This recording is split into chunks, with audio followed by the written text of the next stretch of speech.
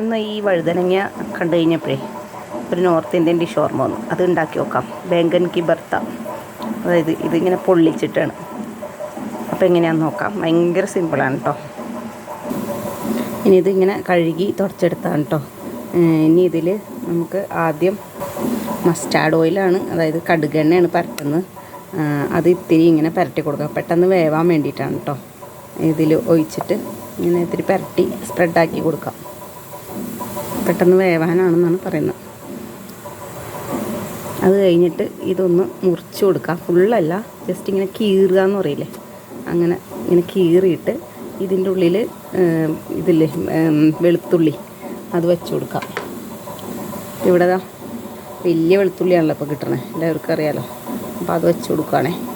ഇതിൻ്റെ ഉള്ളിൽ ഇങ്ങനെ വെച്ച് കൊടുക്കാം. രണ്ട് സൈഡായി. ഇനി ഇവിടെയൊക്കെ കീറിയല്ലേ വെച്ച് കൊടുക്കാം കേട്ടോ. ഇതേണ്ട, ഞാൻ ഇതുപോലെ ഇതിൻ്റെ ഇടയിൽ ഇങ്ങനെ വച്ചിട്ടുണ്ട് കേട്ടോ. ഇനി അതുപോലെ തന്നെ നമ്മൾ പച്ചമുളക് ഒരെണ്ണം എടുക്കുന്നുള്ളൂ. എരിവിനനുസരിച്ച് ഒന്നോ രണ്ടോ നമ്മുടെ എരിവ് അനുസരിച്ച്. ഇവിടെ അധികം എരിവ് വേണ്ടാത്തതുകൊണ്ട് ഒരു പച്ചമുളക് എടുക്കുന്നുണ്ട്. പിന്നെ അതും ഇതുപോലെ നമുക്ക് ഇങ്ങനെ ജസ്റ്റ് ഇങ്ങനെ കീറി കൊടുക്കുന്നുണ്ട് കേട്ടോ. പിന്നെ അത് ആ തക്കാളി അതുപോലെ തന്നെ ഞാൻ തക്കാളിയുടെ ഈ ഭാഗം ഇങ്ങനെ കട്ട് ചെയ്ത് കളഞ്ഞിട്ടുണ്ട് കേട്ടോ. എന്നിട്ട് നമ്മളിങ്ങനെ വെറുതെ കീറി അതും എണ്ണ വരട്ടിയിട്ടുണ്ട്. കാണുമ്പോൾ അറിയുന്നുണ്ടാവില്ല, തിളങ്ങണുണ്ടോ. നമ്മളിങ്ങനെ കീറിയിട്ട് പെട്ടെന്ന് വേവാൻ വേണ്ടിയിട്ടാണ് നമ്മൾ ഇങ്ങനെ ചുട്ടെടുക്കുന്നത്. അതുകൊണ്ടാണ്. ഇനി നമുക്ക് ഇതുപോലെ ഒരു ഇതില്ലേ, ഇങ്ങനെ ഒരു സാധനം ഉണ്ടെങ്കിൽ, അല്ലെങ്കിൽ അങ്ങനെ തന്നെ ഗ്യാസിൽ വെച്ചിട്ട് ഇങ്ങനെ പൊള്ളിച്ചെടുക്കാം. അടുപ്പുള്ളവർക്ക് അടുപ്പ് വെച്ച് പൊള്ളിച്ചെടുക്കാം കേട്ടോ. ഇവിടെ അടുപ്പില്ലാത്തതുകൊണ്ട് ഞാൻ ഇതിലിങ്ങനെ വെച്ചിട്ടാണ് പൊള്ളിച്ചെടുക്കുന്നത്. ഇവിടെ അമ്പലത്തിൽ ഉത്സവമാണ്, അതിൻ്റെ കൊട്ട് കേൾക്കുന്നുണ്ടാവും ചിലപ്പോൾ.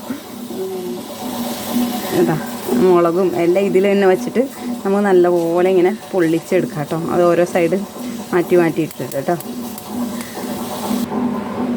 ഇതിങ്ങനെ ഓരോന്നായിട്ടാണ് എളുപ്പം കേട്ടോ. ഞാൻ മുളക് ഏകദേശം മുളകായിട്ടുണ്ട് കേട്ടോ. ഇതെടുക്കാം.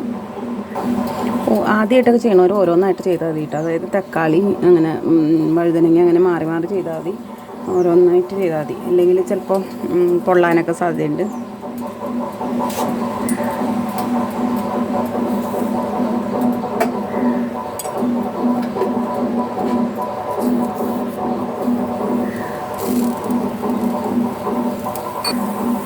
ഇതിലാണ്ട് തക്കാളി ആയിട്ടുണ്ട്.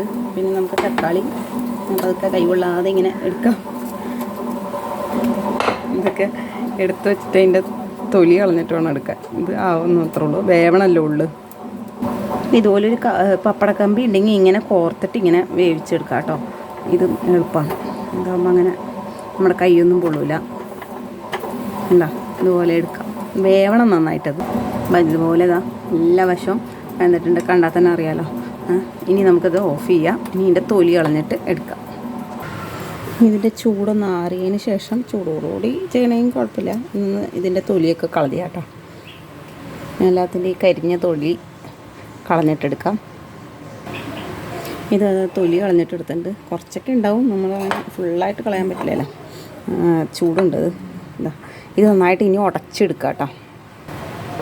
ഇത് സ്മാഷൊന്നും ഇല്ലാത്തതുകൊണ്ട് ഞാനിത് വെച്ചിട്ടാണ് ഉടക്കുന്നത് കേട്ടോ. കയ്യിലുള്ള എന്താണെന്ന് വെച്ചാൽ അത് വെച്ചിട്ട് ഇങ്ങനെ ഉടച്ചെടുക്കാം.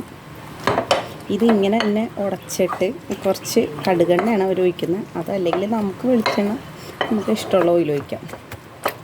ഓയിൽ ഒഴിച്ചിട്ട് കുറച്ച് സവാള മുറിച്ചതും മല്ലിയിലയും ഉപ്പും ചേർത്ത് കഴിഞ്ഞാൽ നമ്മുടെ ആണെങ്കിൽ കുറച്ച് ജീരകവും കൂടി ഇടാം കേട്ടോ. പിന്നെ ചാട്ട് മസാല ചേർക്കുന്നവരുണ്ട്. ചാട്ട് മസാല ചേർക്കണമെങ്കിൽ അങ്ങനെയും ചേർക്കാം, അങ്ങനെ എടുക്കാം. അല്ലാതെ നമുക്ക് മസ്റ്റാർഡ് ഓയിൽ ചൂടാക്കിയിട്ട് അതിൽ ഇതൊക്കെ വറുത്തിട്ട് ഇട്ടിട്ട് അങ്ങനെ എടുക്കാം. ഇപ്പം ഞാൻ അങ്ങനെ എടുക്കുന്നത്, കാരണം നമുക്കിങ്ങനെ വഴുതനങ്ങ ശരിക്കും അത് വെന്തു എന്ന് പറയാൻ പറ്റില്ല. ഇങ്ങനെ ആകുമ്പോൾ ടേസ്റ്റ് എല്ലാവർക്കും ഇഷ്ടമാവണമെന്നില്ല. അപ്പോൾ ഇത് കുറച്ച് വേവാൻ വേണ്ടിയിട്ട് ഞാൻ വറുത്തിട്ടിടുവാണ്. നമുക്കത് വറുത്തിടാം. ഇനി ഞാൻ പാൻ ചൂടാക്കാൻ വെച്ചു. മസ്റ്റാർഡ് ഓയിൽ തന്നെ കേട്ടോ ഞാൻ ഒഴിക്കുന്നത്. അത് ഒഴിച്ചിട്ടുണ്ട്. അത് ഭയങ്കര നല്ലതാണ്.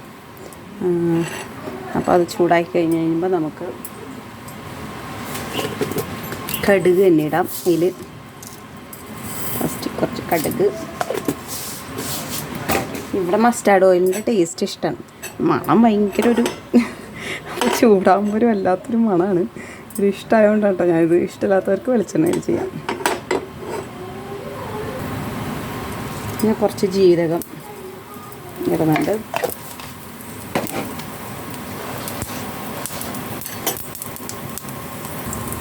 ഇനി സവോള ഇടാം.